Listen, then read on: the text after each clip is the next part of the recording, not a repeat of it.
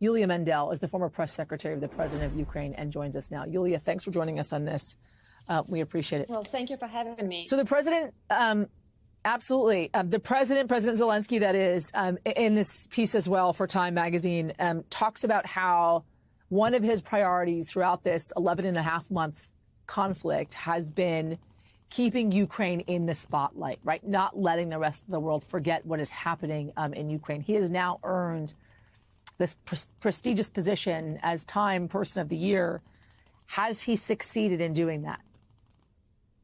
Well, thank you for this question. And let me remind you that President Zelenskyy once appeared on the cover of Time back in 2019.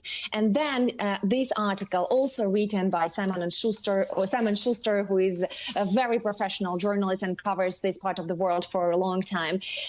This article was called The Man in the Middle, and it was devoted to President Zelenskyy as a person who was leading the country when there was, in 2019, some effort maybe to withhold the financial support by the United States to actually Ukraine that was battling Russia in Donbass.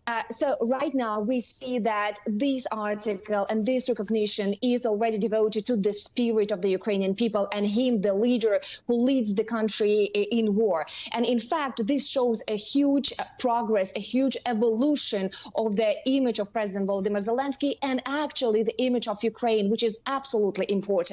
The second important part is that as Ukraine is concerned about possible fatigue that can come, of course, in months and months of war, here we remind the people in the world that there are brave people here fighting for our independence, for democracy, against huge and aggressive autocracy. And the third point, let me remind you that very aggressive Russian propaganda was always trying to lever President Volodymyr Zelenskyy, trying to show him, by the way, as let me just quote it, as a puppet of Washington.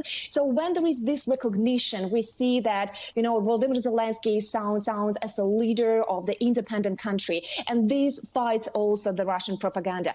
So this is very important from different points of view. And of course, Volodymyr Zelenskyy, I know he is happy personally to be recognized as the Person of the Year by Time. But at the same time, he knows that this is the award for the Ukrainian people. And this is a very, very meaningful and timely award.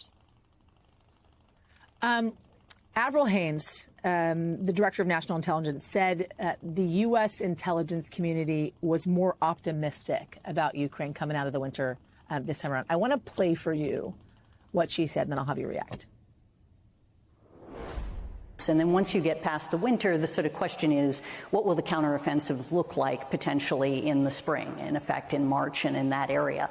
And we expect that, frankly, both militaries are going to be in a situation where they're going to be looking to try to refit, resupply, in a sense, reconstitute so that they're kind of prepared for that counteroffensive. But we actually have a fair amount of skepticism as to whether or not the Russians will be, in fact, prepared to do that.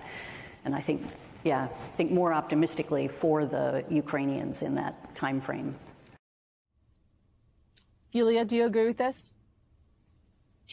Let me say that Ukraine already has shown huge results in this war. First of all, we showed that all this mythological propaganda about the strength of Russian army has failed for the reason that Russian army is pretty corrupt. It doesn't have modern equipment, even all the necessary things, but mostly that it is not determined. It doesn't have any motivation to come to another country, destroy and kill and stay here for months. And Ukrainians are very determined because we have what to fight for. We had absolutely successful counteroffensives in Kyiv, in Kharkiv and Kherson regions, and we are not giving up. So dealing with the fact that Ukrainian army has trained in months, trained with the NATO countries, and that we get the necessary supplies from other countries, definitely we look forward with optimism in the future. But I will say you that there are a lot of concerns too, for the reason that, of course, we understand that everybody is exhausted and we will need more supplies because the ammunition and the weapons, they run out, they tend to run out. So Ukrainians heavily rely on in military, financial support and political support on the West. And we ask you to stay united until we defeat Russian army and kick them out from Ukraine.